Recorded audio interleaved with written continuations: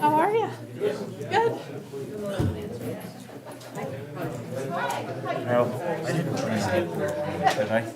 All right, let's do it. Let's do it. I now call the January 16th, 2024 Finance Committee meeting to order at 6:46. Chair would entertain a motion for the approval of the claims. Madam Chair, I move that we pay the claims in the amount of $597,187.88. The Elon credit card in the amount of $2,990.54. Payroll and liabilities for 1/12/2024 in the amount of $184,522.18. That's a total of $784,700.60. Second. Thank you. Are there any amendments or discussion on the claims? No, Your Honor. All in favor, say aye. Aye. Motion passed. Is there anything additional that the committee needs to review or to discuss? No, Your Honor. I understand we're having committee chair voting tonight. Do we have that ready, or do we just get a motion? Madam Chair, we weren't ready for that tonight. If we could handle that at the next meeting, that'd be good. We also have a policy that we're going to be proposing to you at the next meeting as well, that you're, as a committee, meant to review annually. So we're going to be prepared for that at the next meeting. Okay, sounds good. Thank you. In that case, we will adjourn this meeting at 6:46.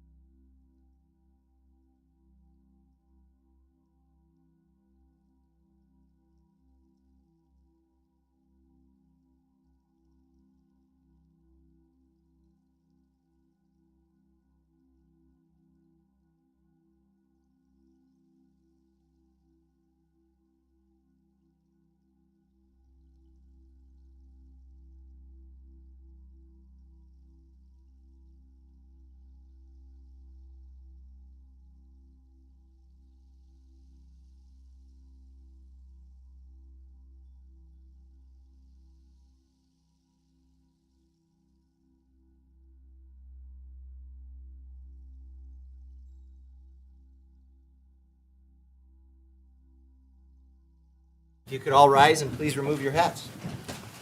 I pledge allegiance to the flag of the United States of America and to the republic for which it stands, one nation under God, indivisible, with liberty and justice for all. Heavenly Father, we pray that you guide us always.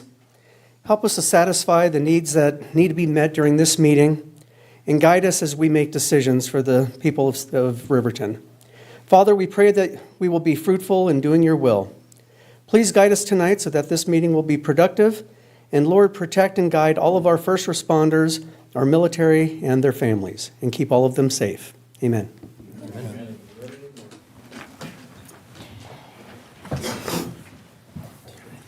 All right, thank you, Council Member Cox, Councilman Pronto.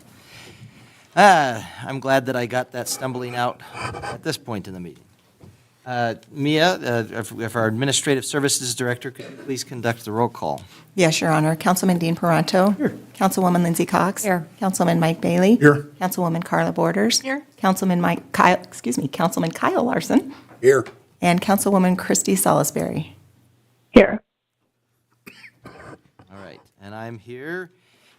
We don't have anybody to excuse tonight, so that's great. Have everybody present. I declare we do have a quorum. Chair would entertain a motion for the approval of the agenda as presented. So moved. Second. Motion by Councilman Peranto, second by Councilwoman Cox. Any discussion, amendments, additions? All in favor, say aye. Aye. Aye. Any opposed, say nay. I vote aye. Motion passes. Council committee reports and council members roundtable. Let's start with Councilwoman Borders. If you could start us off, just go this way around. Okay, Your Honor, thank you. Let's see.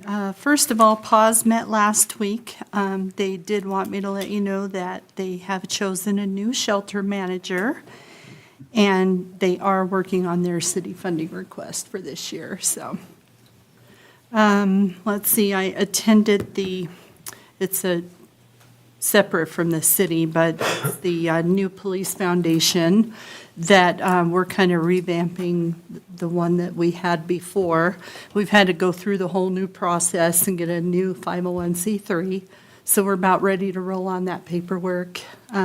We've got a wish list from the police department of items that they would wish to have. So I'm excited to get that going. And then, of course, the Finance Committee met tonight, and I'll report on that later on in the agenda. Sounds good. All right, Councilman Bailey.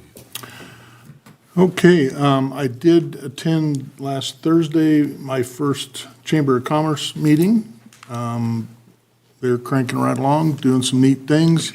The main thing this time of year is they are getting ready to open their TAD grant applications, which is Tourism Asset Development Funds that they get through the Wyoming Office of Tourism, which is the 4% lodging tax that goes on all of the motels and stuff that gets passed down through the Wind River Lodging Board to the different cities. So Riverton, Lander, DuBois, Shoshone, Hudson all get some funds from that. So those are for items that will bring people to Riverton or bring, travelers here. So they help fund baseball tournaments and basketball tournaments and, all of those kind of events that bring people here to Riverton, Rendezvous, all of those different things. So those will be coming out quick. So if any of those organizations should get their applications into the Chamber of Commerce, they're going to try to have those done by about the middle of February. So, and that's all I have this time. Thank you. Councilwoman Cox. Edge Committee met last week, and we went over 9 applications. Like I've said before, it's one of the best nights because it's fun to hear all the new ideas and businesses that are coming to our community. We'll meet again on this Thursday, just to give the committee a chance to go over everything that they discussed and ask questions and get their input on what they'll provide to us. At the first meeting, we just really listened to the presentations. So last night, the rec board met, and that also is a fun one because it was, again, they ask for all the grants, and so I'll let Dean give you the numbers on that because I know he's got it all stored right there on his computer. And that's all I have. Thank you, Councilwoman Cox. Councilman Pronto. Indeed. The airport meeting will be held this Friday, the 19th, here at council chambers at 8 a.m. And we did have the Fremont County School District 25 Rec Board last night, and that was our presentation of grant applications. And it was one of our biggest years ever. We had one specific applicant that had requested $250,000, and that was for the soccer complex, which the board had already kind of allocated for them. But still, in addition to that, that's still almost $300,000 in additional grant requests. So that's pretty high. Normally, we're in that 160 to 200 range. So there are quite a few more grant requests this year. The discussion and award meeting will be held on the 5th of February. And then after that meeting, that's when we actually make the determination of how those funds get allocated. So we had a lot of applicants, and a lot of really good things are happening in our community. And that's all I have, Your Honor. Thank you. Councilwoman Salisbury, since you don't see your empty chair here, you're up next. Okay. I have not attended any committee meetings since the last meeting, but I did have a citizen call and was very excited that their flight out of Riverton was cheaper than what they could have got out of Casper. So they're pretty excited, and I told them that's because of our half-cent tax that's coming up that helps subsidize the airport. So that was good news. All right. Thank you. Councilman Larson. Your Honor, I attended the Downtowners meeting, and they had talked about having an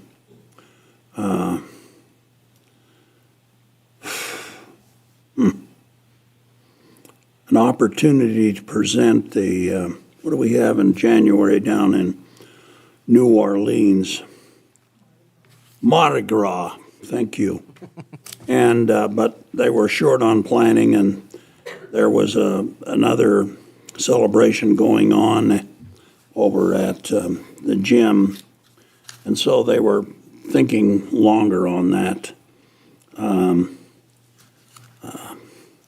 There were only 4 of us there.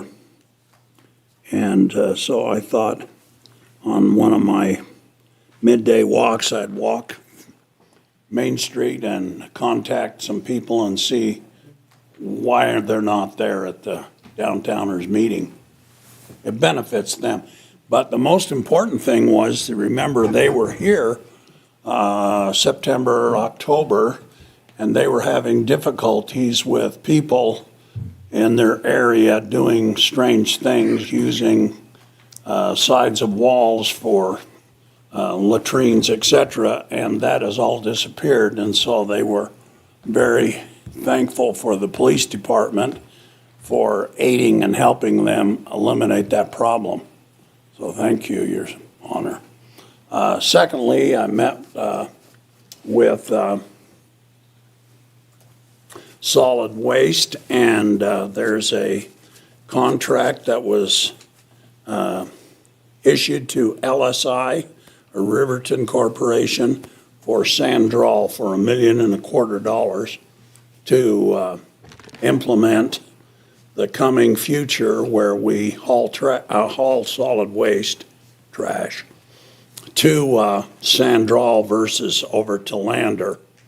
And that will start this spring for Scale House and et cetera, implementation. They're estimating that sometime around 2027, that's where all the solid waste will be going. And we're about 50% complete on the projects over in Lander on the Scale House for people that live in Lander or bring trash to Lander. that will aid them because they won't go to Sandral. They'll have a tipping fee in Lander, just like we have a tipping fee here now in Riverton. But when Lander closes, that will all go and we will directly haul to Sandral. Our tipping scales, except for recycling, will go direct to Sandral. So is the plan still to have recycling here at the, At Riverton. okay, That's still the plan, but it's not final yet. I mean, it won't be final till the ink's dried, and that's a slow process. well, it's not even final when, No. because, for example, they can only estimate tons of trash, and we had a low year last year for trash. Well, we've had several low years, 30% low years. And so they're projected, their 27 was projected on 85,000 going over there versus 59 and 49. So that's changed. Okay. But it's pretty important that LSI got that contract for Sandral because there's a lot of work to be done out there. And that's $1.25 million that'll be circulated through this area Rather than somewhere else. rather than through Lander. Oh, well, And that's downtowners and, of course, the Finance Committee, which will be reported later. sounds good. Thank you, Councilman Larson. Mr. Butterfield? Thank you, Your Honor. I just have a few things to go through. As a reminder, the WAM Winter Conference is coming up, and if you have interest in attending that, just let us know and we can make sure you get registered. I also want to make reference that there will be offered at the conference the public officer training, and if you have not taken that yet, I encourage you to do so, as that is required by the Department of Audit. And I know When will majority that of you be? have done that. When will that be again?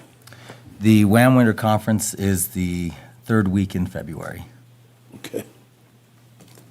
And I can send more information, but just let us know if you'd like to attend. Okay? We'll get you registered. As been referenced, there's an airport board meeting this Friday. There will not be a planning commission meeting this week. However, there will be an EDGE committee meeting this week, and it will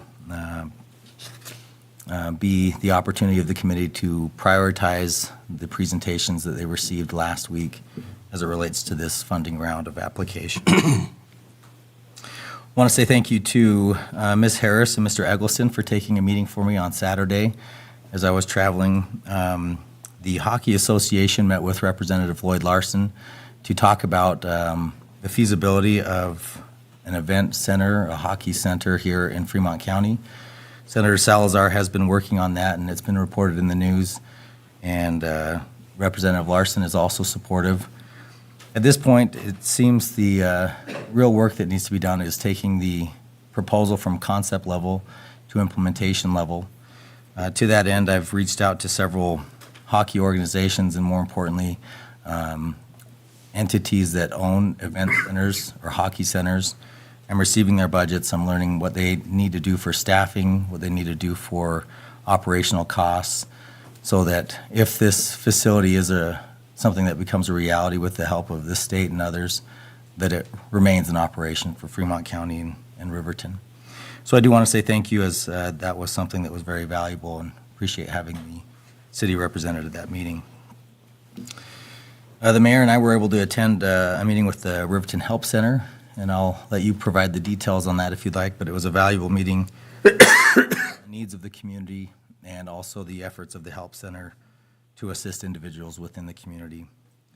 The Riverton Rescue Mission is actually meeting right now, as they've coordinated a meeting with other stakeholders within the community to address continuum of care.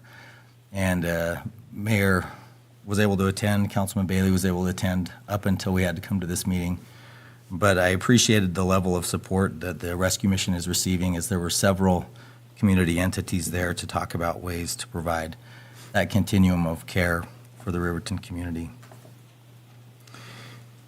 There was an Urban Systems meeting today, and as a reminder, the Urban Systems Committee is a committee that's supported through the Wyoming Department of Transportation.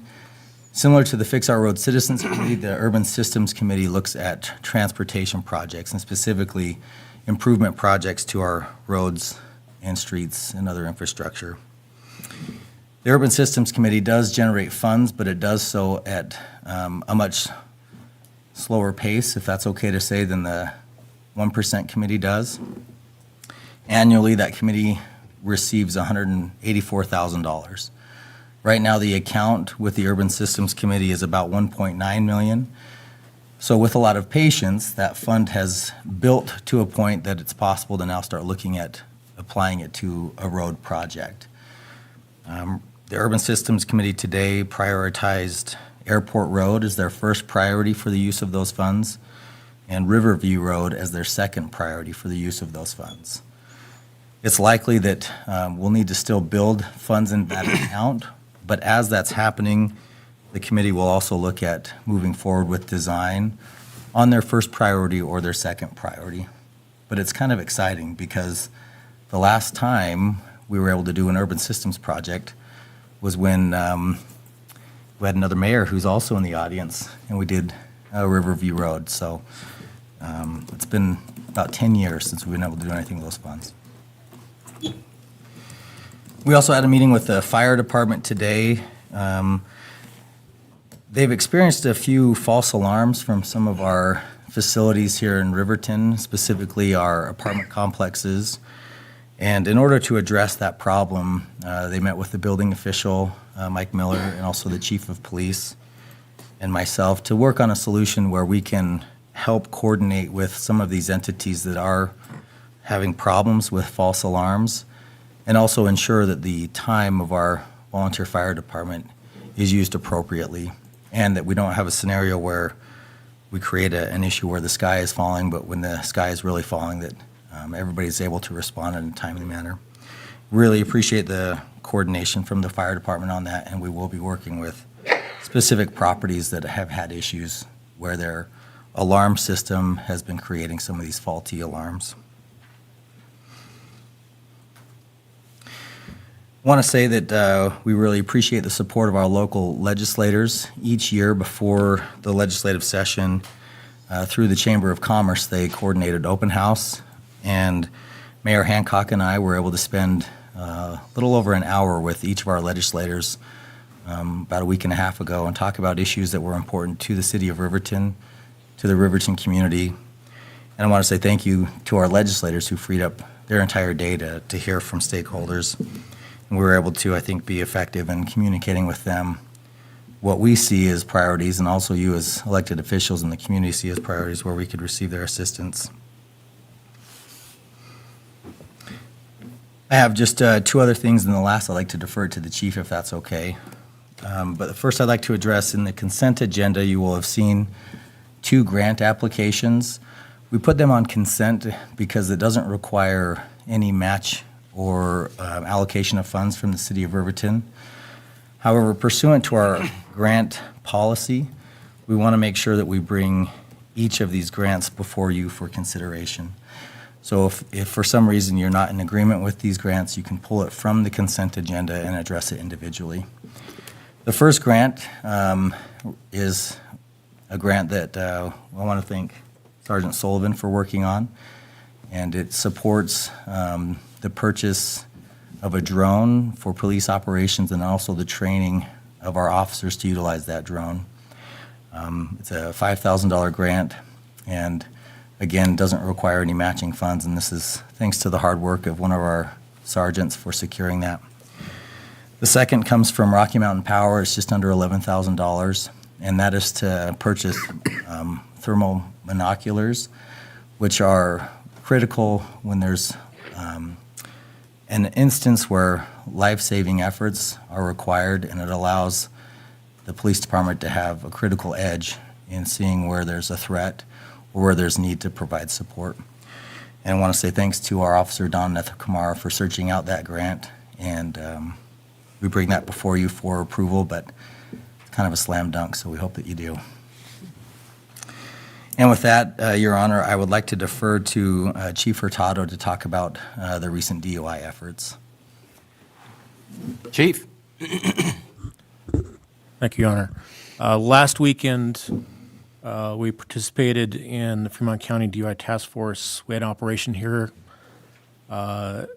We had an additional 7 officers from throughout the county come to Riverton. That night, we had 91 enforcement stops. 29 citations were issued, which included careless driving, running red lights, speeding, and driving while unlicensed. That night, we did get, there were 3 people to arrest for driving under the influence, 1 drug-related charge arrest, and 3 warrant arrests. We ended around 1:30 in the morning, and it was a pretty good night. Call volume was lower, but even though it was in the negative digits, we still were able to go out there and make a good presence in the community. That's all. Thank you very much. I appreciate that. And thank you for all the hard work with the different grants. I've been very impressed with just the officers just recently had an opportunity to get first aid kits, and I think they've gotten them twice now from 2 different people. So I think we're pretty good on first aid and a lot of different grants that we've had good people seeking out and getting, and really appreciate that hard work. I actually got the report also from Chief Peters for the recent operation that they did. I would note that if anybody was keeping score, Chief Peters won with 41 stops. Wow. It's a lot of stops.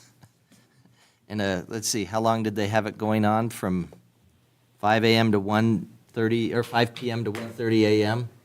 So I thought that was impressive. And then I looked and I saw that he did 31 warnings. So a lot of stops, but warning people, so that's good. But they got a DUI out of it. And I was glad our officer, Netha Kamara, he came in 3rd. Not that it's a competition, but I'm just telling people because it was fun to see the statistics. But I appreciated Officer Netha Kamara and Sergeant Filer, who were the ones from the Riverton Police Department out there. And I really appreciate everybody that's put all the work into that. So, and I'm glad it resulted in some DUI arrests. That's good to hear. And just had 11 calls for service that night, which pretty low for a Friday night. I think the first night we did it, there was just 2 or 3, and 11's not typical either. So, all right. Well, I have a couple of things to report, and then we'll go to communication from the floor. I was able to attend a little bit of a downtowners meeting with Councilman Larson. I was checking on him, making sure he attended. No, I was walking, we were driving by, and I said, there's a downtowners meeting, we should stop by and see how it's going. And I really appreciated that opportunity, and I distracted it a little bit. Carol Harper was trying to get everybody back on task, I saw. But I got out of there quick so that I wouldn't be too distracting, but it was a good opportunity to see what the focus has been there. And I think you're right, they need to get a little bit more involvement from people in the downtown area. But Did you tell Kyle about the street lights? I did, and you can ask him, I did. I texted him that night, Oh. and I even gave him the numbers. Okay. So you know what that's about is we had Jerry Kinsler from Jerry's Flowers and Things that said, we've got, what did he say, 14, 15 of our decorative lights that are out. And so I reported that immediately to Kyle, and we'll get going on it. So if you're worried and wanting to know if we're working on the lights, we're working on it. And you can bug Kyle if it doesn't get done in a timely manner. I did enjoy being able to meet with the Help Center. For people that don't know, the Riverton Help Center is based out of, it's not the Catholic Church, it's the St. James. St. James, thank you. You go down the street and St. Margaret's there and I get so distracted with how much space they have. So through St. James, and they do a lot of good work, and I don't know if people realize what they do in the community. They provide, for folks, sometimes they'll provide vouchers, they'll provide anything that people need for assistance. Really, one of their biggest things that they focus on is getting people in the right place for assistance, too. So they make references, referrals to other entities or organizations that could help folks out.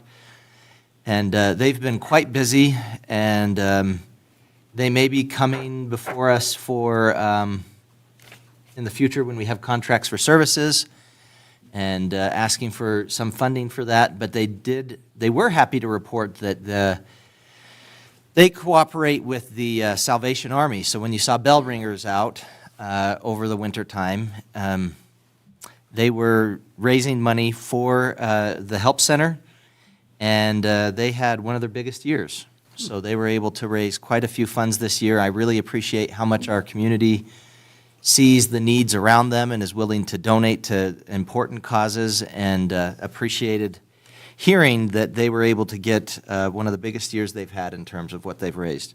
Don't ask me for the number. I don't remember. Maybe Kyle wrote it down, but I should have. I had the opportunity to attend a DUI task force meeting. That was sandwiched between 2 or 3 other meetings. It was a busy day. I will say that the DUI task force, so some of what they do is when we have operations that are the advertised operations, those are things that the DUI task force works on, and they tend to work more closely with the Highway Patrol. That's a grant through the state. When you hear about the task force that's the multi-jurisdictional task force, that's a grant that's actually just been, the first year that they've done it was last year, and they're getting close to being done with their fiscal year here.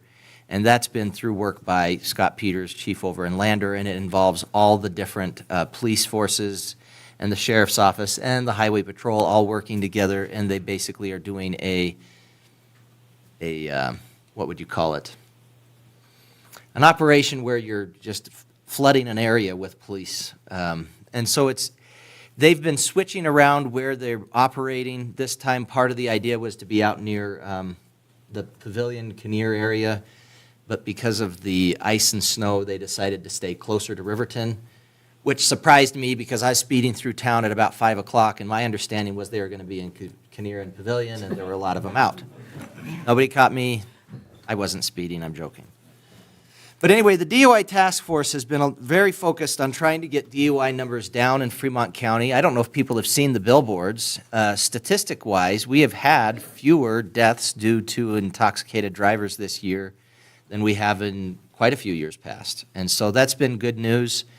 Some of it we did discuss a little bit during the meeting, is that there has been reduced numbers, at least it's believed, we don't have the final numbers, at Yellowstone this year. So that might have some sort of a factor into that, because we've got fewer people just traveling in Wyoming in general, hard to say. But either way, we'll take it as a win, and we have seen a pretty significant decrease in Fremont County for DUI deaths on our highways this last year. And in fact, in general, just fewer numbers for traffic accidents than years past as well this last year. So that was good news to be coming from the DUI task force, and appreciate their hard work. I was able to go to a grand opening for the, I want to get the name right, Inner Bliss Yoga. I don't do yoga, but I did go to a grand opening. It's good to see a lot of different businesses that have been moving in. Appreciate their hard work, and I was able to eat some good brownies. If you're interested in yoga, I guess reach out to them. They're going to be sharing the space with Motion Bliss Academy and the Bliss Studio. We should just call it Bliss Block because they all have the Bliss names over there. Did have a chance to meet with our legislators. I will say that one of the blessings we have of living in a small town is You might be neighbors with somebody who is one of your legislators, for all I know. They're here, they're available, they're around. I would highly encourage you to reach out to them. They are very willing to listen and discuss the needs of our city. I have had things that I have brought up to them that they've turned around and they've had it turn into legislation. And I really appreciate it. And I think that they do hard work, and I would encourage you to reach out and let them know what you're thinking and get educated on what's going on as well. We live in an era where right now it is much easier than I think ever before to be aware of the bills in front of the legislatures. You just get on to LegisWeb. What is it? Let's see. I'll tell you the exact address. wyoleg.gov. And if you go there, it is just as easy as can be to be able to see what legislation is right now being introduced, where it sits, is it in committee. You can even attend to the committee meetings. And I would encourage you to be engaged and aware of what's going on, much the same as the people that are attending this meeting. Being involved with the state legislative process, I think, is one of the smartest things you can do as a citizen.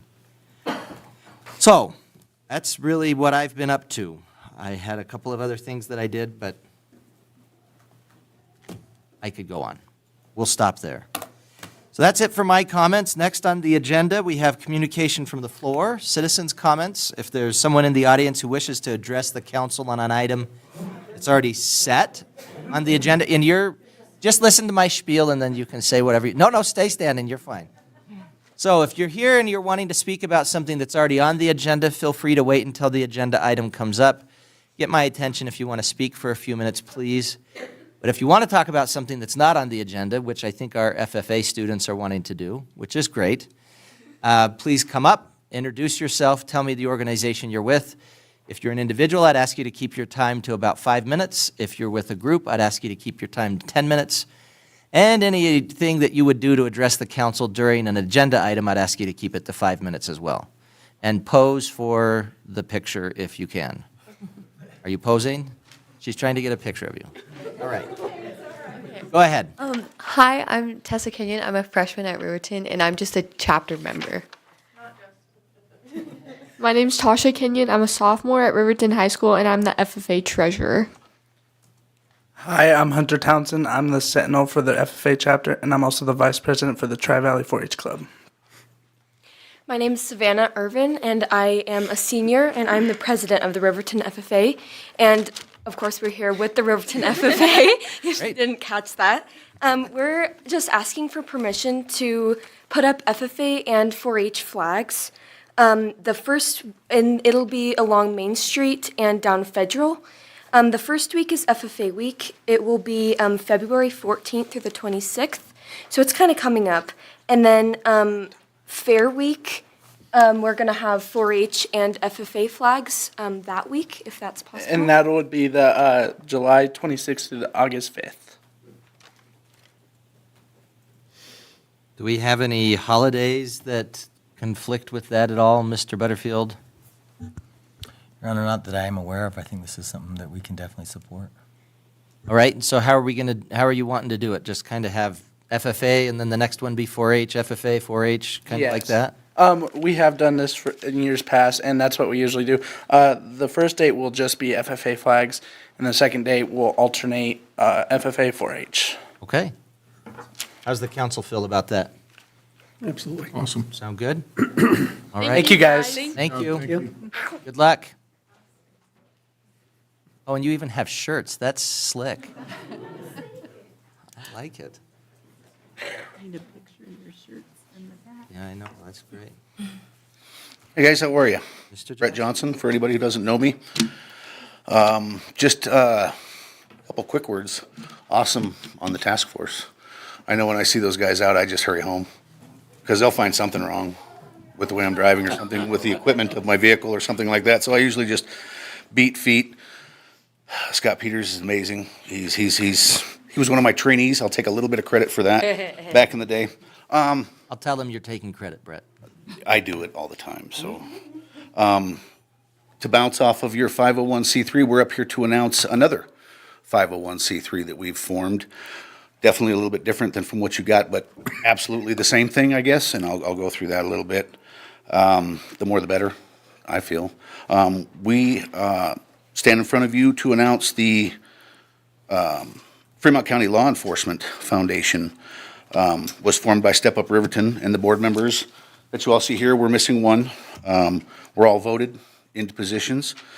I am the president. Tammy Marshall, some of you might know her as Charlie's wife. She's the vice president. And then we have Natasha Hatfield Peck is our secretary. If I get any of this wrong, please. Becky Kenyon is the treasurer, and Carol Harper is our member at large.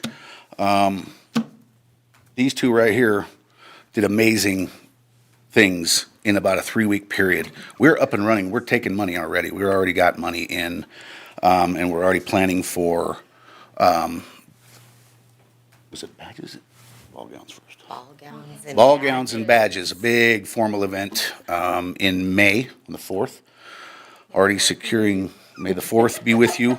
The difference between the Riverton Police Department one and the Fremont County Law Enforcement Foundation is we're going to be raising money for all law enforcement in the entire county. If you supply any law enforcement services in this county, they can apply for money through our foundation to get equipment.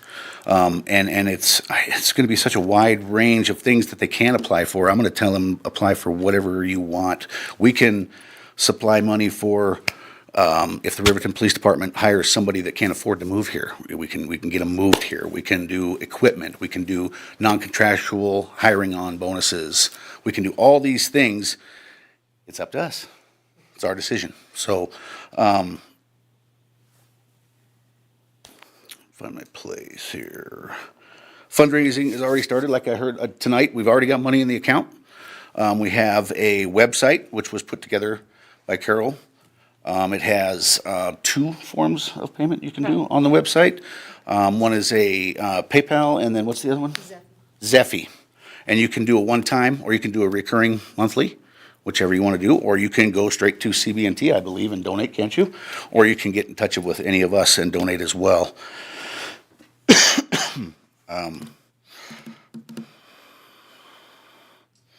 Make sure I didn't forget anything here. If I did, please. Nobody else wanted to talk. It was just me. So, the reason we did this was for law enforcement, and I have a unique perspective, obviously, with 12 years as a veteran of law enforcement in this county, both with the police department and the sheriff's office. A lot of times, you don't have what you need. And it would be really nice to just come to some local people, fill out a 1 or 2 page application and get the money quickly, very quickly. And that is our whole purpose, to get this money to who needs it right away. Let's see. We don't have the application made yet, but that's the next thing on the list. So yeah, we're up and running. We wanted to announce, obviously any publicity is good publicity for something like this. Anything else? Our website is flef.org, FCLEF.org. And then we also have a Facebook page as well. Yes. So, and ultimately our goal is to help and aid any law enforcement in Fremont County, just because they need this to be safe and take care of our community and build community pride. And we're hoping that anybody could give $5. I mean, we're a population of 10,000 people. That'd be $50,000 if everybody gave $5. So reoccurring, whatever, all tax deductible. So we'd appreciate your guys' support with this foundation and also the public, so everybody can have an investment and skin in the game to support their law enforcement officers. We know it's a hard job. We know it's hard to get people in those positions. Nobody wants to be a cop these days. Nobody. Integrity doesn't mean anything anymore. When I was in law enforcement, your word and your honor was everything, because you had to go to court and they had to understand and know that you weren't lying. Now, if it's not on video, it didn't happen. So it's a different animal. And We're just trying to make our community a lot safer. So, any questions? No, we're good. Thank you. I will just say, Brett, that when we had our meeting today, and I'm hoping, and the rest of the board is hoping, maybe we can work together on some things. Always ready to do So, that. yeah. Always. We're after the same goal. Yep, yep. Thank you. This website is pretty slick and easy to use, by the way, Carol. I found it really easily, and Like she does it for a living or something. it is amazing. It's kind of like, I mean, it was up and going. I had nothing to do with any of it. I'm not smart enough for those kinds of things. And then Becky with the EIN, the tax information, and all the stuff that she had to do to set that up. I mean, it was like we gave her that task, and within a week it was done. I mean, we really great team that it works is together. it's We're an just like, amazing boom, team boom, that we boom, have boom. here, and yeah, we're going to report to you guys regularly, and all they got to do is come to us and fill out the application once we have some good money in the bank. Sounds good. Thanks, guys. Looking forward to the ball gowns and badges, May 4th. Yes.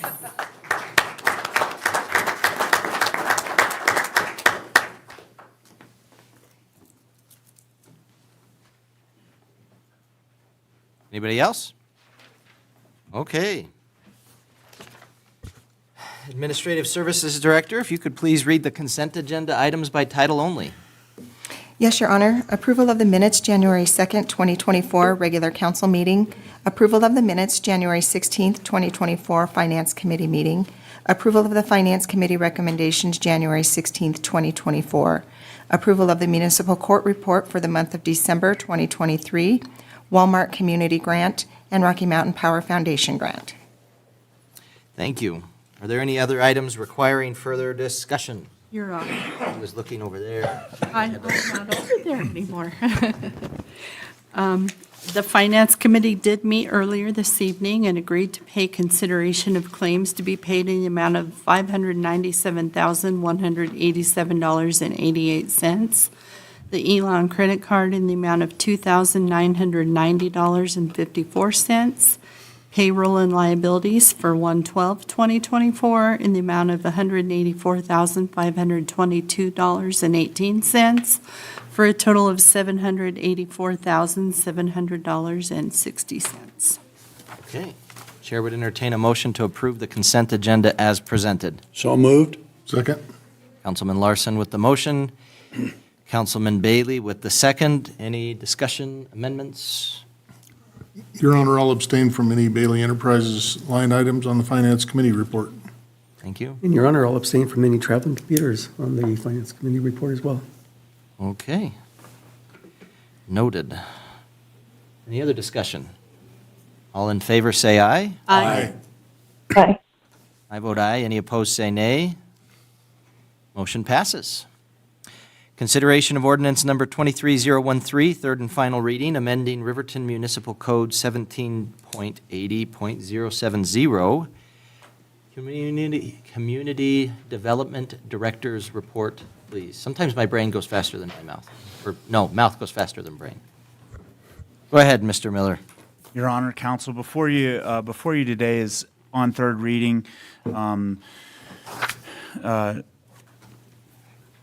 approval of ordinance 23-013 relating to the change in applicability of violations in 17.80.070A and 17.80.070B. It's been presented without amendments or notes and first and second reading, and it's before you today and for third reading, and I'll stand for any questions. Thank you. Administrative Services Director, would you please read ordinance 23013 by title only? Yes, Your Honor. An ordinance amending Title 17 zoning to revise Chapter 80 MHP Mobile Home Park District, Section 17.80.070A and 17.080.070B, applicability of the Riverton Municipal Code and repealing all ordinances or parts of ordinances in conflict therewith and providing for an effective date. Chair would entertain a motion to adopt ordinance number 23.013 on third and final reading. So moved. Second. Councilwoman Borders with the motion. Councilman Larson with the motion. Councilwoman Borders with the second. There you go. Is that how we did it? That's how we did it. Okay, sounds good. Discussion, questions, amendments?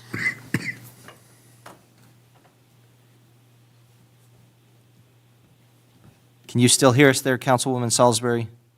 I am. Okay, good. Just wanted to make sure. All right, Administrative Services Director, would you please conduct a roll call vote? Yes, Your Honor. Councilman Dean Peranto. Yes. Councilwoman Lindsay Cox. Aye. Councilman Mike Bailey. Aye. Councilwoman Carla Borders. Aye. Councilman Kyle Larson. Aye. And Councilwoman Christy Salisbury. Aye. And Mayor Tim Hancock. Aye. Motion passes. Thank you. Agreement for use of contract for services funds, Riverton Rescue Mission. City Administrator's report, please. Thank you, Your Honor. At your last business meeting, you were able to move to award the Riverton Rescue Mission and Wyoming Rescue Mission $9,000, $10,000 of available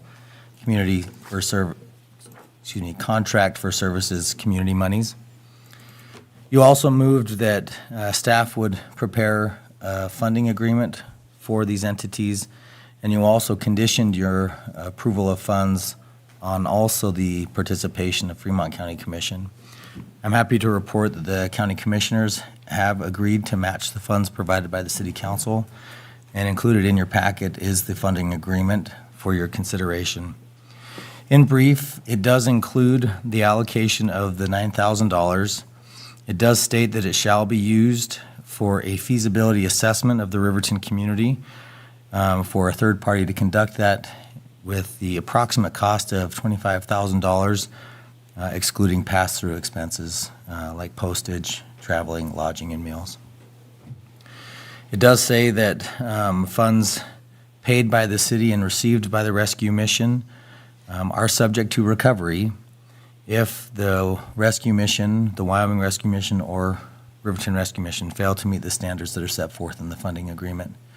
Other provisions of the agreement are fairly common in the agreements that you routinely approve, and we recommend that you do execute this agreement and provide the funds to the Wyoming Rescue Mission. Thank you, sir. Chair would entertain a motion to approve the agreement for use of contract for services funds with the Riverton Rescue Mission and Wyoming Rescue Mission. So moved. Second. Motion by Councilwoman Borders, second by Councilman Bailey. Discussion, amendments, questions? Your Honor, I don't know whether you can answer this or not, but do we know about how long it will take to start this background and? As I understand it, from my conversation with both the Wyoming Rescue Mission and the Riverton Rescue Mission, they're wanting to have this done within a year. So their hope would be that it would be done before a year. And it's my understanding from speaking with the Wyoming Rescue Mission, that's going to be significantly less than that, I think. Good deal. But it's hard to say once things get started. Part of what they're wanting to do is identify donors. Part of the purpose of this is to ensure that there is a location, demand. I think everybody knows there's demand. Location, demand, identify potential donors, identify kind of business model, that kind of thing, different things that can be done. One of the biggest things that's going to be a question is there the money to support it here? Because the model used by the Wyoming Rescue Mission is that they are not funded by government grants. For the most part, they're funded by local donors. And so the hope is that they'll be able to find out that that model can work here as well. I mean, for example, part of the reason why Eagles Hope can't take people who are intoxicated has to do with the way that they're funded in grants. So you have a lot more flexibility if you can be locally funded. Mm-hmm. That's part of the goal. So, yes, I could answer that. Thank you. Might not be able to answer other ones, but anything else? And I guess I would note the Riverton Rescue Mission is still quite new. They don't have they're having the Wyoming Rescue Mission act as their financial arm right now, fiscal agent. So this would be going towards the Wyoming Rescue Mission. But this agreement, I think, is very clear in terms of the money would be used for the benefit of Riverton and the surrounding communities. All right. Ready to vote? All in favor, say aye. Aye. All opposed, say nay. I vote aye. Motion passes. Thank you. We would probably have somebody from the group here, but I think they're still meeting in the other room. So that's going a while. Consideration of resolutions to update signatory authority for investment funds. Administrative Services Director's report, please. Thank you, Your Honor. According to state statute and the City of Riverton Statement of Investment Policy, the council shall authorize officers or agents of the city to engage in activities with designated investment programs by resolution. The primary objectives, according to our Statement of Investment Policy for investments activities, shall be safety, liquidity, return on investment, and community investment in that order. The city currently participates in 3 separate funds for our investment: Wyoming Class, WyoStar Investment Pool, and the Wyoming Government Investment Fund. It is management's responsibility to conduct periodic reviews of the city's investment to ensure compliance with objectives, internal controls, and reserve requirements. We do plan to bring forward the Statement of Investment Policy at the next Finance Committee meeting for its annual review. We are requesting changes in the signatory on our investment accounts to remove our former City Clerk, HR Director Kristen Watson, and add our Deputy Treasurer, Rewa Goddard, as a signatory on the account for all 3 of the investments. Kyle Butterfield and myself will also remain on the accounts as signatories. And I do make a recommendation to approve all 3 resolutions for this activity. Thank you. All right, so then we're going to have to take these one at a time because we have to read them by title only, right? Correct. All right. Or the alternative is to read the whole resolution. Would you prefer title only or the whole resolution? Title only works great, Your Honor. Okay, let's do that. Would the Administrative Services Director please read Resolution 1486 by title only? Yes, Your Honor. Proposed resolution number 1486, a resolution designating specific individuals as signatories and alternate signatories on city investment accounts held at WyoStar Investment Pool. I'd entertain a motion to approve Resolution 1486. So moved. Second. Motion by Councilman Paranto and second by Councilwoman Cox. Any discussion? All in favor, say aye. Aye. I vote aye. All opposed, say nay. Motion passes. All right, one down. Administrative Services Director, if you could please read Resolution 1487 by title only. Yes, Your Honor. Proposed resolution number 1487, a resolution designating specific individuals as signatories and alternate signatories on city investment accounts held at Wyoming Class. Thank you. Chair would entertain a motion to approve Resolution 1487. So moved. Second. Councilwoman Borders with the motion. Councilman Bailey with the second. Any discussion? All in favor, say aye. Aye. I vote aye. Any opposed, say nay. Motion passes. Administrative Services Director, if you could please read Resolution 1488 by title only. Yes, Your Honor. Proposed resolution number 1488, a resolution designating specific individuals as signatories and alternate signatories on city investment accounts held at the Wyoming Government Investment Fund. Thank you. Chair would entertain a motion to approve Resolution number 1488. So moved. Second. Councilman Bailey with the motion, Councilwoman Borders with the second. Any discussion or amendments? All in favor, say aye. Aye. I vote aye. Any opposed, say nay. Motion passes. Thank you. All right, Resolution 1489. It's Resolutions Week at our meeting today. Public Works Director's report, please. Mr. Eggleston. Thank you, Your Honor and Council. Before you tonight is a resolution requesting permission to go out to the Wyoming Outdoor Recreation Grant Program. This is pursuant to our last meeting, well, the December 9th meeting, council meeting, when staff was directed to search out funding sources for park improvements. This resolution is seeking to build 8 pickleball courts, new parking lot, off-street parking lot, and a restroom at City Park. Engineering estimates done in-house show that this project is approximately, well, $1.883695 million. In order to be competitive with this grant, we'd request that we earmark $188,400 as a match in the FY25 budget. We've been informed that although a match isn't required, applications that do have a match are given preference over those that don't. So basically, a resolution is just seeking permission to apply for that grant. Thank you, Mr. Eggleston. The Administrative Services Director, please could read Resolution 1489 by title only. Yes, Your Honor. Proposed Resolution Number 1489, a resolution of the governing body of the City of Riverton authorizing the submission of a Wyoming Outdoor Recreation American Rescue Plan Act ARPA grant for the addition of pickleball courts, parking, and restroom facilities at the Riverton City Park. Chair would entertain a motion to direct staff through Resolution 1489 to apply for a Wyoming Outdoor Recreation Grant for improvements to Riverton City Park. So moved. Second.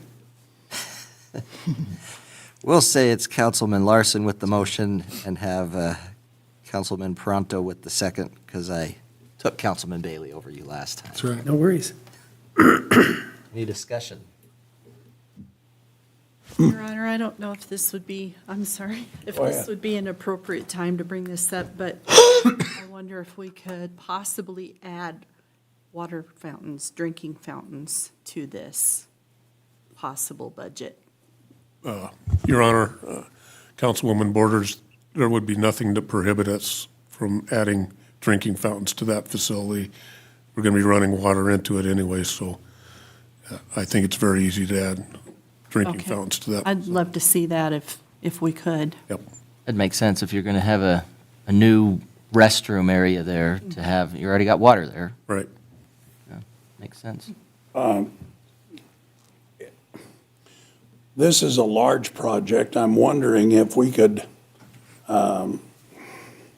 look at it as 3 or 4 projects as a total of $1,800,000 parking lot, pickleball courts, restroom. Why I say that is if we get less than the $1,800,000, then we can slot it into where it fits versus, oh, dang, we missed that one. We only got $250,000. You're saying if we did a funding request almost as 3 grants where we're saying, The total is $1,883,000, that's all. I'm just saying, would that be easier? I'm just throwing that out. Right. I don't know that, Your Honor, Mr. Larson, I don't know that it would be any easier. They're going to be going through a tremendous amount of grant applications. Okay. In order for us to get the entire project, it was easier for us to submit one application for the entire project. Have we put any thought in what it's going to cost to maintain this? We certainly will, but the pickleball courts are relatively easy to maintain. Restrooms aren't significantly more work than what we already do on a daily basis. And parking lot is fairly simple maintenance as well. You just need to stay on top of it. okay. Any other questions? Your Honor, Yes, Councilwoman Salisbury. are we still looking into, in next year's budget or some kind of fund, to adding some kind of security cameras and stuff for the safety of the city park? It'll be nice to have if we get the grant, but we also need to make sure it's a safe place for people to be hanging out. We have part of our discussion recently in regards to the funds from the Wyoming Community Gas was that was going to be earmarked towards improvements at City Park. And part of what we had discussed for City Park was the possibility of cameras, drinking fountain, and lighting. And so I think those would be definitely something we'd want to keep looking into. And I think we've already directed staff to be looking for opportunities and what we would want to spend the money from the Wyoming Community Gas Foundation in regards to improvements at City Park. So a good reminder, Councilwoman Salisbury. I appreciate it. Thank you. Call for the motion. Okay. All in favor, say aye. Aye. Aye. I vote aye. Any opposed, say nay. Motion passes. Resolutions week continues with resolution number 1490, purchasing and procurement policy. City Administrator's report, please. Thank you, Your Honor.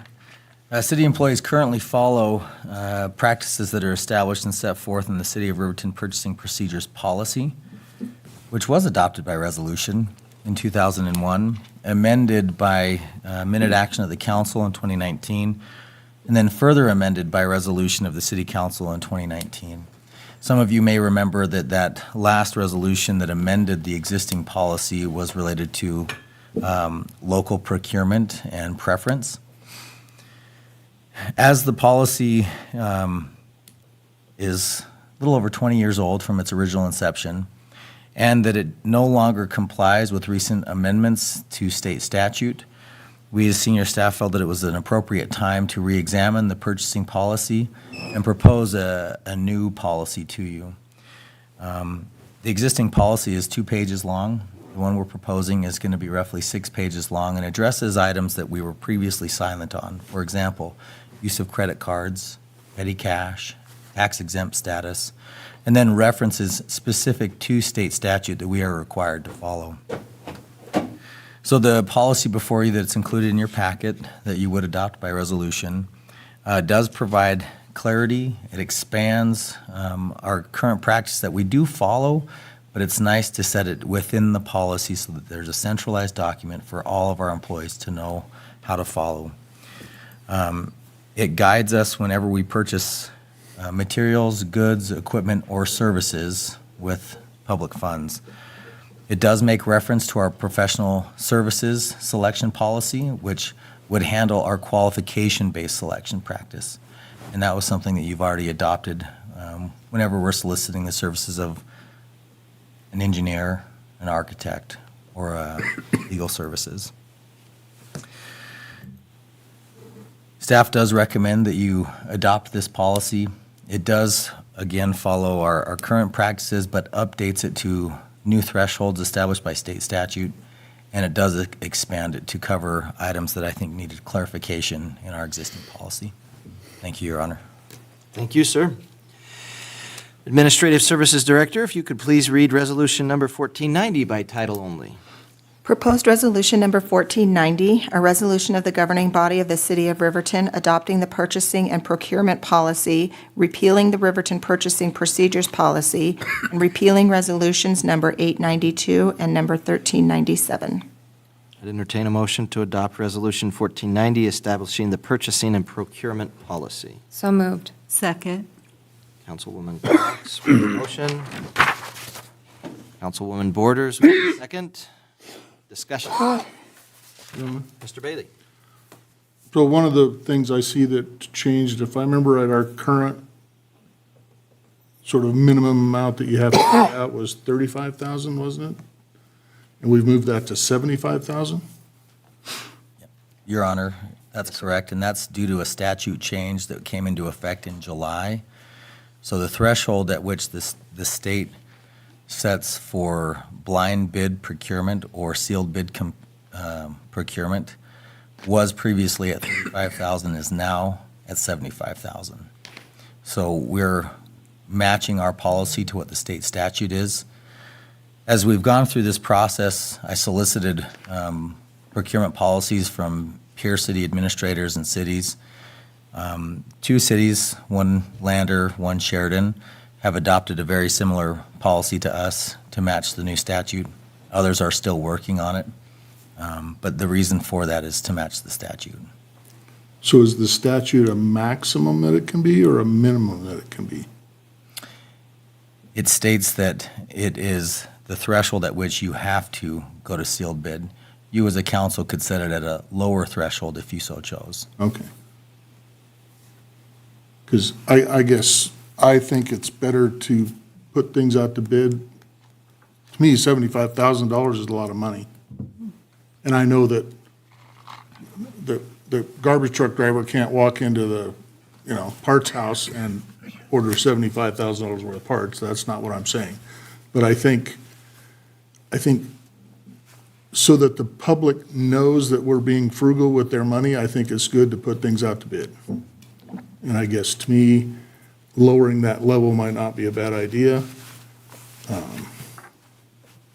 I don't think we have an issue with that necessarily, but I think it's a optics thing for me where, we're spending the public's money. I think it gives the public more visibility of what we're doing and know that we're putting out and that we're looking for local vendors to do it and all that kind of stuff, where if Mr. Eagleson just goes and spends $50,000 on something, basically, I assume he has probably enough authority to do that without your approval. I don't know where that level switches. I didn't read far enough in here to do that, but. Your Honor, maybe for a point of clarification, no, Brian Eggleston would not have that authority to go and spend $50,000. The way that this policy reads is it establishes purchasing thresholds.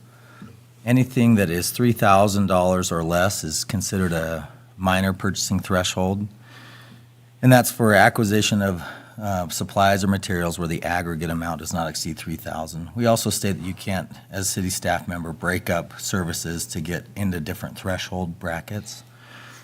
But it says approval of purchases must be provided by authorized personnel, which is outlined in this policy, and that multiple quotes should be secured whenever reasonable or possible. The next threshold is the intermediate purchasing threshold. That's between $3,000 and $75,000. And within that threshold, it is required to receive a minimum of 3 quotes. When we also reference the policy that you previously adopted that we incorporated herein, those quotes have to also include a local preference. So if we were trying to purchase something and there was a vendor here within Riverton or by our policy even Fremont County, they would receive a 5% preference over any other vendor providing a similar service or good that is outside of Fremont County.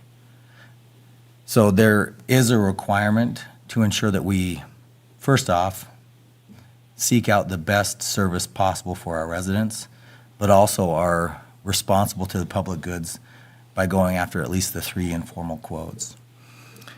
Once the $75,000 threshold is going to be exceeded, whether through preliminary budgeting or an anticipated purchase, then we would prepare a bid document, advertise that, go through the sealed bid process, and then recommend the award based on the local preference, the Wyoming state preference, and then obviously the most responsive bidder. One example that comes to mind is the procurement of goods and services has changed recently, and this is why the state legislature opened the purchasing amount up, because it was challenging for state entities and then also local entities to secure certain goods or services. And an example that we have locally is we have bid twice now improvements to the air rescue firefighting station to provide weather observation, and both times we received no bids. And the reason was because when you do a sealed bid system, you also have to include a lot of the requirements associated therewith.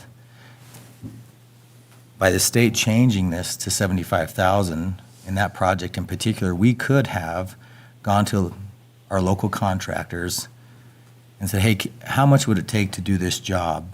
And worked with them specifically and equally across the board. But we did receive feedback with the previous bids that we provided that some of our contractors did not want to bid it because of the stigma of providing the sealed bid, maybe the stigma of when you're doing airport work and there's a sealed bid, there's also federal strings attached. And as much as we strived to communicate that through the advertising process, it was hard to do that through just the means that we approached it with. So that's one example as to where this threshold change could benefit us. I also think it's important to state that in no instance would city staff go and solicit any good or service that was not first approved by you as the governing body through the budgeting process. We don't have that authority. And so this would relate to things that you would already direct us to procure that we would then implement through the year as approved and authorized by the budget. Okay, thanks for explaining that. I think, to me, the main thing is it has to be put out to lots of people in the community, in the county, so that we try to keep as much money as we can local, and the preference will help. But I think, people that are paying sales tax and property tax and vehicle registrations and all that kind of stuff in the county should get a preference over, out of county and out of state especially, so. Your Honor, we agree. And it's interesting, as I've worked with other communities, their councils felt the same way, in that first and foremost, we should use these local tax dollars to support our local economy. And that would be our priority as well. Yeah.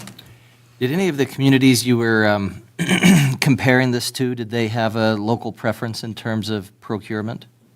I'm just curious how common that is. Your Honor, yes, there were some that had very specific references. Some were specific to like ours, where there's a 5% or a percentage preference. Others were simply directing their staff through the procurement process to first prioritize, whenever possible, local vendors. I'll say the 5% really makes it easy. It makes it a lot easier to have that preference be automatic, really. Does help. Any other discussion or questions, amendments? All right. All in. Your Honor? Yes, sir. I'm just wondering, do you feel comfortable with that right now? Yeah, I think that's a lot clearer. Okay. Well, and There have been occurrences within the county that this has not always been the case. I'll just put it that way. Not so much the city of Riverton. I will say in number 9, in terms of purchasing authorities, because this is what was referenced specifically, is that department heads really only have purchasing authority up to $3,000. Okay. And then from there, it has to go to the city administrator for up to $75,000. But then, of course, that has to be pursuant to the budget. And the $3,000 to $75,000 has to be pursuant to 3 quotes. It's not the bid process. That doesn't get until you get to It's a 75. baby bid. Baby bid. Yeah, that's a good way to put it. Yeah. I like it. So, any other questions? Okay, if we're ready to vote, all in favor say aye. Aye. I vote aye. All opposed say nay. Motion passes. WYDOT Aeronautics Division Marketing Grant Application, not a resolution. City Administrator's report. Thank you, Your Honor. Before I start this, I meant to provide kudos to Mia as well. Even as we're giving recognition to our officers who are working hard to find grants, and we've seen so many examples of that recently, a lot of this doesn't happen without Ms. Harris's support. So I think it's important that we talk about Ms. Harris as I talk about another grant. Before you, we're seeking authorization to submit a grant to the Wyoming Department of Transportation through the Aeronautics Division for marketing. We've had a lot of success through the years in receiving funds from the state of Wyoming to help market commercial air service at Central Wyoming Regional Airport. We just closed out our previous marketing grant with them and received $50,000 in reimbursement. This is a 50-50 program, so for the $50,000 that we received back, we also had to put in $50,000 of our own funds to match that. Within the budget that you adopted, we did project that we would be applying for these funds and then also that we would be matching these funds this fiscal year.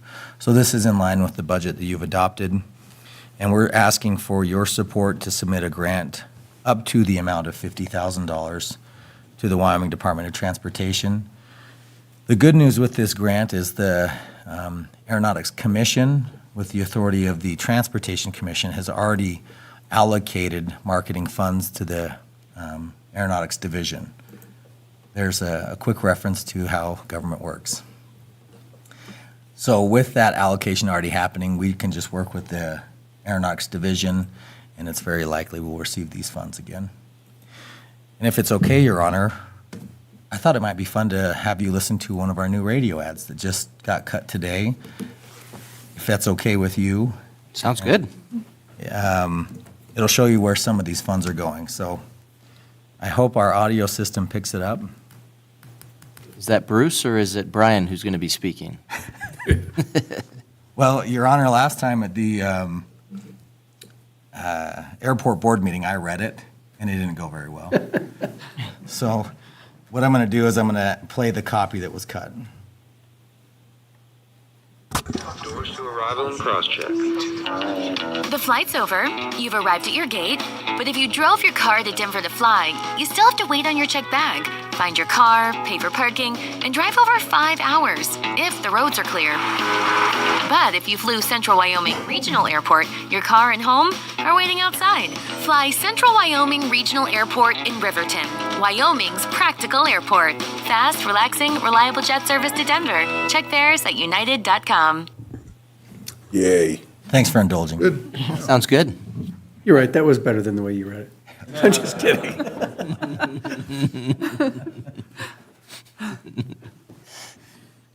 That is a really good ad. I like it. That's engaging. I'm going to have to check fares. All right. Thank you, Mr. Butterfield. I'd entertain a motion to authorize the city administrator to submit a grant up to the amount of $50,000 to the Aeronautics Division of the Wyoming Department of Transportation. So moved. Second. Councilwoman Cox with the motion, Councilwoman Borders with the second. Any other discussion, amendments? All in favor, say aye. Aye. Aye. Any opposed, say nay. Motion passes. All right, moving on. Advanced Metering Infrastructure Agreement. Public Works Director's report, please. Thank you, Your Honor and Council. Before you tonight, hopefully you all had a chance to review that agreement with Census USA. It'd be between the City of Riverton and Census USA.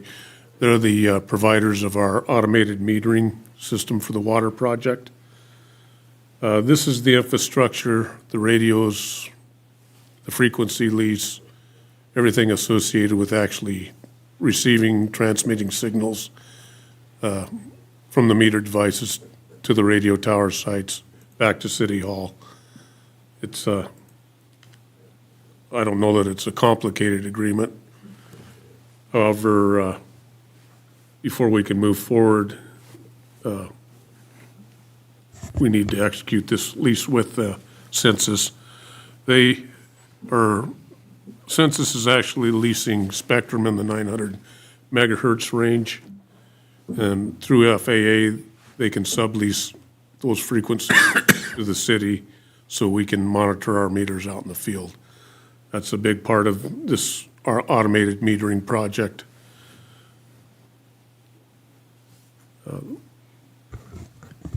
It also gives the clerk's office, or administrative services office, access to the meters for instantaneous readings. If there's issues that come out or questions about billing, they can actually access those devices remotely from City Hall and tell people exactly what their readings are.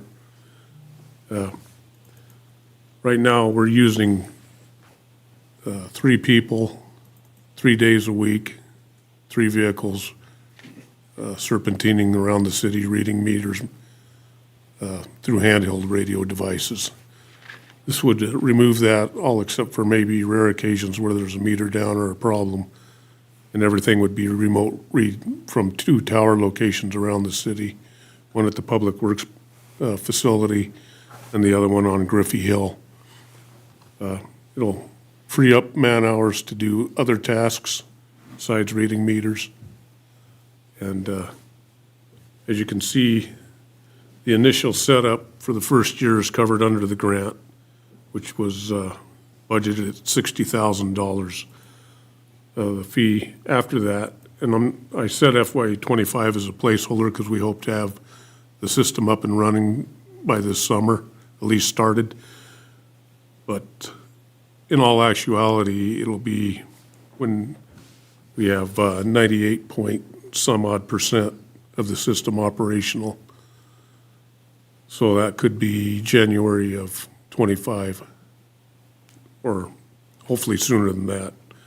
They're already starting to install the meters, so it's just, I don't know how long it's gonna take to install 3,400 meters, so. But anyway, this agreement covers our obligations and Census's obligations towards the city and the fees over that from year 2 to year 5 when the system actually goes live. Excluding the first year, then those following years would total $74,623.72. Year 2 starts out at $17,800, and then there is a 3% added to each additional year after that, right around 3%. I probably didn't do the best. Like I said, I hope you had an opportunity to read through the agreement. But this is what that agreement does. It covers our responsibilities and Census's to keep that system operational. And with that, I'll stand any questions. Stand for questions. Mr. Bailey? Your Honor, Mr. Eagleson, okay, so the first year is 60,000, and then the second year is 17,800, basically with a little bit of a raise. So it's 60,000 plus 74,000 Correct. total. Correct. Okay. The first year, the 60,000 is the radio and the provisioning for the frequency and getting all the system online. And then do we own the radios, or is that what the 17,000 is paying for? The $17,000 is basically our support fees to keep the system operational. But We own all the the meters. equipment belongs to us. We own the equipment. So when a radio goes bad, we have to fix it, not them? No, that's part of their service fees is they will dispatch personnel to the field to either make repairs in the field or replace the devices. Okay.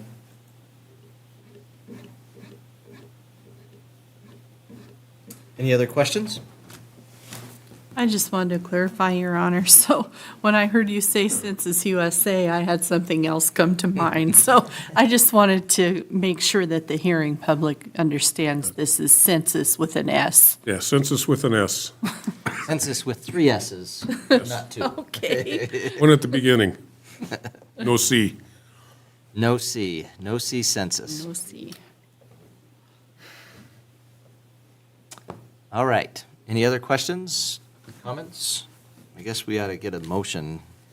Chair would entertain a motion to authorize the execution of the advanced metering infrastructure agreement between the City of Riverton and Census with, starting with an S, USA, Inc. So moved. Second. Councilwoman Borders with the motion, Councilman Paranto with the second. Any discussion or amendments? All in favor, say aye. Aye. All opposed, say nay. I've been interpreting those little blips as you saying aye, but I want to verify, were you intending to say aye, Councilwoman Salisbury? Yes. Okay, just wanted to make sure because I think I had asked for opposition right about when you said it. So you are not opposed, nobody's opposed, motion passes. Moving on. Mr. Miller, Community Development Report, please. Your Honor, Council. Yes, thank you. I proposed this year to kind of present Community Development Department to council and the public. It's been a while since we've actually reported numbers on what we do, and there's been some changes recently as to even what our department handles. So I kind of wanted to go over that and just go over 2023 was a pretty awesome year for us, kind of hectic, but it's pretty awesome when you get through it. But I'm going out, how riveting community development stuff can be, if you feel that way. So we'll start it off. We'll have a little fun. What does the community development department do? We're not Arrested Development. We don't sing Tennessee or Mr. Wendell. If you're from the mid-'90s, you'll remember Arrested Development. It's a pretty awesome band.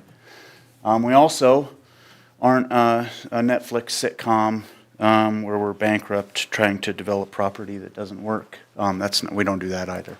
But none of the above. So our department mission is to promote the general health, safety, and welfare of the citizens of Riverton, to provide quality services, to assist the citizens with code and permit processes and planning and zoning processes, to work with owners, developers, and contractors in achieving their goals, and to work with other city departments for a coordinated effort toward excellence in customer service. The Community Development Department provides services to the City of Riverton related to planning, zoning, building construction, code enforcement, and building maintenance and custodial services, which isn't on the website. One thing that's been added that hasn't been updated on there.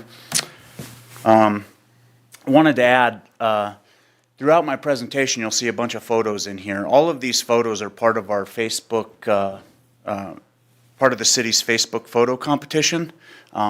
Chelsea Porter and some of the administrative staff have come up with this idea. It's a great idea. There's some beautiful photographs of the city of Riverton. If you go onto our Facebook page, scroll through there, acknowledge the ones that you think are great, and look for some other ones. It's a really good thing. But all of the photos that you're going to see, I've pulled from there. And I think it's just a spectacular thing that we're doing. It's a really positive thing for our community, and there's some really good ones. I pulled the ones that fit into my presentation, space-wise. I didn't pull the best or worst or anything like that. This one here is pretty good for me, though. I like it. Figure 8 races at the fairground, if you can't see that very well. Department-wise, so we're basically split up into 4 arms in our department. We've got the building maintenance and custodial staff, planning, zoning, and registration, permitting, and the code enforcement. And so we'll start off with building maintenance. Our building maintenance team daily maintains 56,000 square feet of city use buildings and another 10,000 to 15,000 square feet of leased spaces. So when we talk about DCI, PAWS, buildings like that we own, that are leased out to other entities, we have some capacity of maintenance of those. But our main city hall, public works building, and the airport's roughly 56,000 square feet. And for the duration of 2023, almost all of those custodial deeds were done by 2 custodians. We normally have 3, but with staffing issues and stuff like that, we've completed those tasks with 2 custodians. So, 28,000 square feet per custodian daily. So each one of those custodians covers that square footage every single day. That's a pretty good task. And I know that when we're short-staffed, we don't have the ability to do every single thing, but we really we really strive to make sure that is a clean environment for the public to experience, and we do the best that we can in that. We're also in charge of parking lot maintenance, general exterior property maintenance for all city-owned property. So our parking lots, we spray weeds in our parking lots, we clean sidewalks, we sweep the parking lot, we plow snow in the parking lot here, we plow snow at the airport, and we have some trailways and stuff like that we do snow removal on as well. In this department, we have 1 full-time maintenance technician, 2 to 3 full-time custodians. The 22nd, we're having that 3rd position is going to finally be filled, and this will be the first time in quite a while staffed. So we're pretty stoked up for that. And this is also the first full year with a full-time maintenance supervisor. This team used to all report directly to the director, and now we've kind of done some restructuring where we have a maintenance supervisor in charge of that to handle some of those daily tasks. Planning and zoning department this department also includes all registration and licensing required by statute or ordinance. Last year we licensed 10 local daycares, and when we license those, we also do fire inspections on all of those at least twice a year. We'll do them on their inception, and then we'll do them on the annual renewals. We registered 13 home occupancy permits, 162 contractor registrations, and 292 code enforcement inquiries. We annexed roughly 40 acres of property into the city of Riverton last year. We did 5 replats, 3 county cordial replats where they're outside of city limits, but they're within a mile, so we worked together on those. And we also proposed 2 rezones, but both of those rezones were denied at the city council level. A lot of publicity to both of those, and it's really good. They were actually great processes for the community to know and understand what we do, how we do those things. On the permitting side, and this is where we got real busy this year, we had 700 permits, which is up from 384 in 2022. So that's an 82% increase from the calendar year 22. We did 557 residential permits, which is up from 285 in 2022, which is a 95% increase.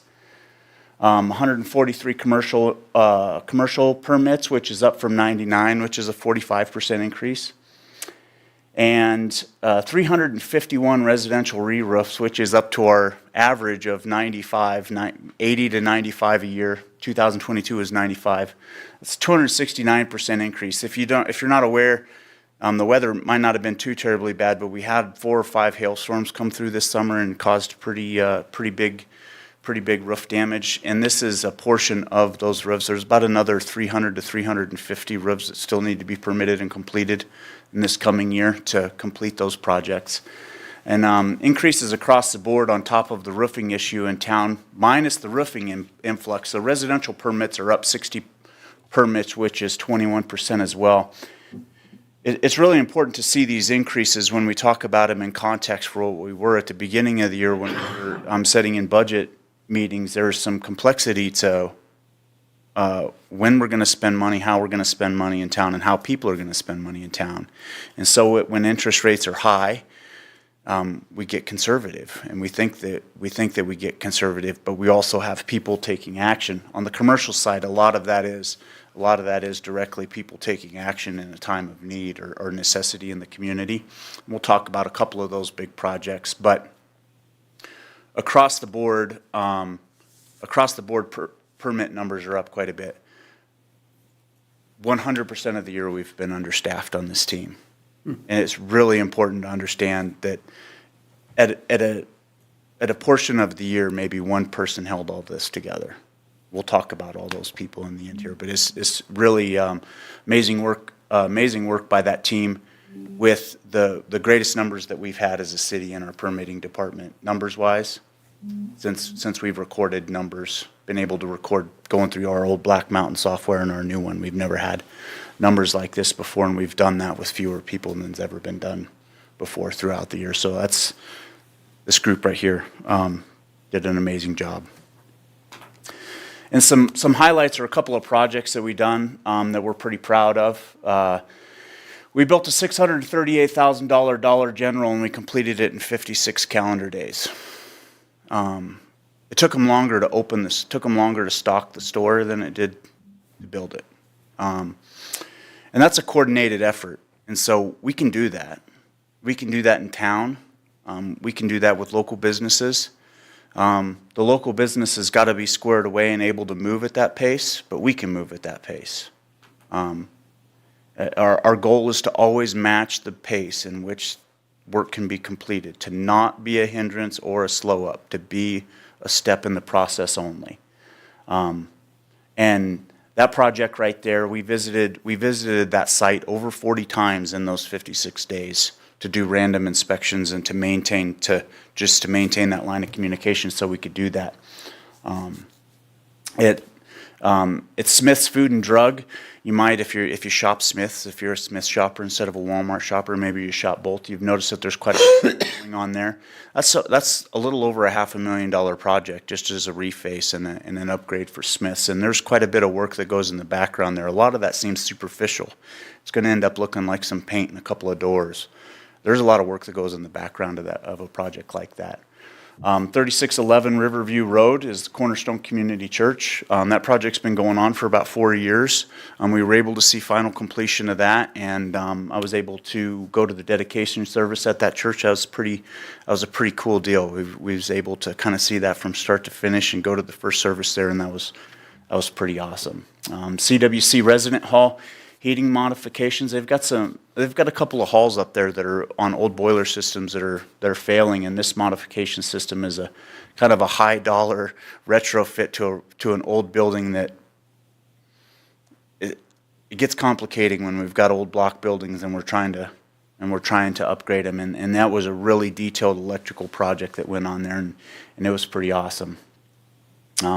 We've done a few residential roofs. When we say we did 351 we had 351 permits. Every one of those roofs we were on twice. We go on the roof when we do a shell inspection, and then we do a final inspection on all of those. Some of them more than that. We talk to insurance companies. Sometimes insurance companies don't want to pay for code upgrades because it's not in the contract, but we won't allow the contractor to build because the subsurface isn't up to par, and there's a lot of coordination that goes to those. It's not just a 2-minute conversation. Hey, looks like you're putting shingles on, thumbs up, good. Have a good day.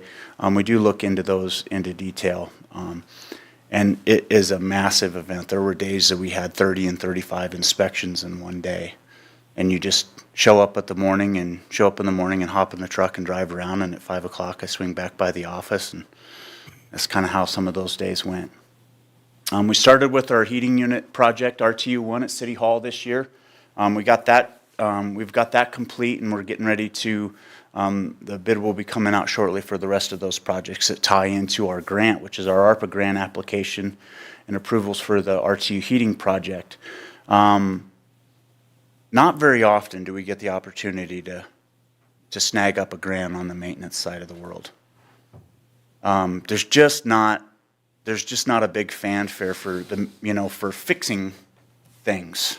There's fanfare for new roads, and there's fanfare for new buildings and new complexes and stuff like that. But hey, we'd like some help with our heating unit. It's not that great. So really spectacular work by the whole team on that to get that information put together, and I just get to go talk about it at the SLID meeting. But there's a lot of work that goes in the details behind there. I just love the sunlight and overcast photos. That's just one that fit in there. The team, just so everybody knows, this is the only way we work. This is the only way we get everything together. Christy Peterson is our certified permit technician. Amy Hurtado is our new community development clerk. She came on in December, and she's kicking it off and doing a great job there. Aaron Troyer is our maintenance supervisor and our building inspector, that dual role position that we started last year. He started in July and August, and we're working him up, and he's doing a great job. Keith Williams has been with the city for a long time, and he's our maintenance technician. He used to be custodian. Diane, our custodian, has been with the city for a number of years, knows every single person in this room, and is probably the most knowledgeable Riverton resident that you're going to find about Riverton history, facts, and just information about the city. Absolutely passionate about working for the city of Riverton and loves the fact that she represents the city. These are great things. This is a great team. Robert Kearns is the new custodian that we have there, and we have a new guy starting on the 22nd. I don't have his name because I don't know how to spell it, so I didn't put it on there. And so right now he's just a new guy. And I wasn't able to meet with Shanda because I was in another meeting this So afternoon. this is going to be a mystery now for a couple of months, isn't it, again? Nope, he starts on the 22nd. I'll have, and so I'll leave it for any questions for the group. Stand for any questions or any comments about the program. Well, thank you, Mike. You guys did good work. Did we mention that you did a few re-roofs? Just a couple. Was that 276% more than you usually have done? 269% more roofs than are normally performed, and this year will do the same thing again, because we still have, just naturally by living life, we have around 80 to 100 roofing permits a year, and so the influx over the top of that, we'll have another 300 to 350 this year, plus our standard average number. that will, Almost 10 times as many as normal between the 2 years. Correct. Really, you could group these 2 years together. absolutely, it'll be about 10 times as much. About 25% of the population in the city of Riverton is going to get a new roof. Residential homes in the city of Riverton will get a new roof in a calendar year. We're pretty good at them. It was a good storm. Yeah, we're pretty good at them. Bad storm, whichever way you want to look at it. And I'll tell you, I think people forget when you look at how fast things get done, because I was noticing my neighbor had a roof that got put on, and I was like, they went out there, they started one day, and it feels like they were done the next day practically. Yeah, depending, there's a couple of high scale crews that we've got. There was 2 crews this summer. I kind of monitored them for a little while. Not that there was a competition, but there might have been a competition. But roughly, if they were set up properly by their manager, they could do about 60 squares a day. And so a house, 60 squares is 6,000 square feet. And so a normal roof is anywhere from 2,000 to 2,400 square feet. They were doing down in the south of Monroe, in the Cliff Avenue area, in that area down there, they were doing 3 roofs a day. There's 2 different crews that were doing 3 roofs a day down there, just one after another. Everything was drop ship set up, and they were working machines. And that was in between. We had a storm, some time in August where we had some storms that kept popping up, and so they'd go out there and do a week's worth of work in an afternoon, just so they could fit in between. It was pretty interesting to work with them. So. But I guess my point is, though, we have people that can work at that pace because you're willing to work with them to have that pace work. I don't know how better to put that, but. Yeah, it's the only way. It's the only way. A handshake agreement has to be, you have to be able to shake hands and run at the same time. It's the only way you can work. Well, I appreciate it because it really, you can see it in how fast people get things done around here. I mean, that Dollar General, I don't think people realize it's there. It came up so fast. It's like you drive by and they're like, what is that? It was really impressive to watch. Yeah. And I was watching it because I drive back and forth on Federal 3 or 4 times a week, and every time I went by, I could see what was happening next, and it was an entertaining project to watch. They got it done fast. Yeah, there's some spectacular managers when you start looking at that, and I come from the project management side of the world, so I kind of feed off of that. But when they call me up before they start, and the concrete crew calls up and says, "Hey, I'm going to need a pump. Are they going to be able to pump 400 yards in an afternoon?" I go, "I hope." You get, here's our local pumping crews. Call them and take the one that's going to be able to fulfill that. And then when they're getting ready to call for trucks, my question is, hey, how many trucks do you got coming? Can you keep your pump running? Let's make sure that this is all minor details that we all cover. And that's how you support those guys, get them those contact information so they can get those relationships built locally and they can get that done. We do that on every job. Well, appreciate you. Any questions or anything for Mike? Awesome. Miller, I should say. Thank you. Thank Awesome. you, sir. Good job, Mikey. All right. Well, I think we ought to do that every year. I like that. We need to do an executive session tonight? Oh, good. You sure? You want to just get together and chat? I'm not disappointed. I'd entertain a motion to adjourn our regular council meeting for the night. So moved. Councilwoman Cox with the motion, second by Councilwoman Borders. All in favor, say aye. Aye. I vote aye. Motion passes. We are adjourned at In that little building. 8:44 PM. Record I time. know that they were getting, Nope, not at all. it might be on their website. Yeah. I don't know that, it wasn't as of the meeting, but I think they were trying to. That one.